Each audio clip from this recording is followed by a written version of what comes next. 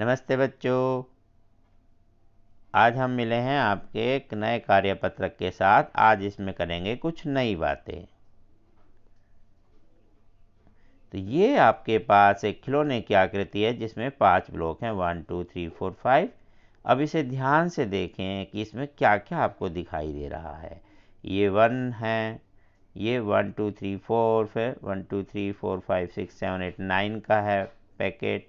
इस तरह से आप देखें तो हम इसे ऐसे काउंट कर सकते हैं। 1 को 1 × 1 लिख सकते हैं। ये 2 इस तरफ है, 2 इस तरफ, तो आप लिखेंगे 2 × 2 मतलब 2 दूना 2 4, 3 3 3। तो 3 3 बार है तो जिसे हम 3 × 3 कह सकते हैं 9।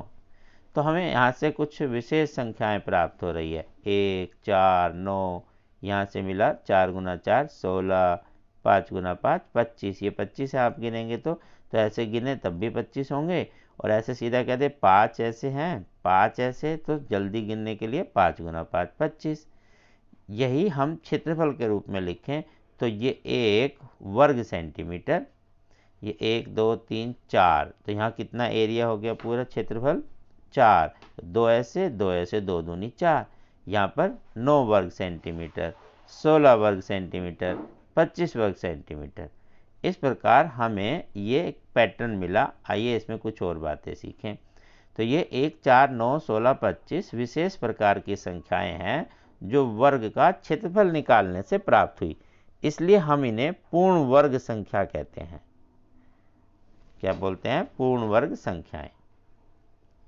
तो पूर्ण वर्ग संख्याएं कौन सी होगी? जब किसी संख्या को उसी संख्या से 2 बार मल्टीप्लाई किया जाए, जैसे 1 × 1, 2 × 2, 3 × 3, 4 × 4 और ऐसे जो भी संख्याएं, तो जो हमें इसका परिणाम मिलेगा उनको बोलते हैं वर्ग संख्या।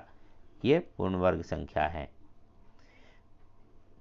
घातांक के रूप इसे ऐसे लिख सकते हैं कि जो हम ये संख्या लिखते हैं यहाँ लिखते हैं और जितनी बार मल्टीप्लाई करते हैं वो इसके ऊपर। तो 1 की घात 2, 2 की घात 2, यहाँ 3 की घात 2। इस प्रकार आप इसे घात के रूप में लिख सकते हैं।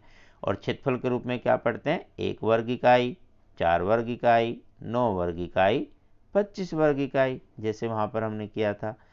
तो अब हम देखते हैं इन्हें कि जो भी प्राकृत संख्याएं हैं, प्राकृत संख्याएं कौन सी होती है?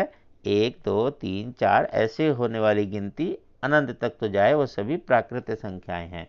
तो उनका पूर्ण वर्ग संख्या क्या बनेगी? उन्हें आपस में 2 बार गुना करेंगे, जैसे अभी तक आपने किया।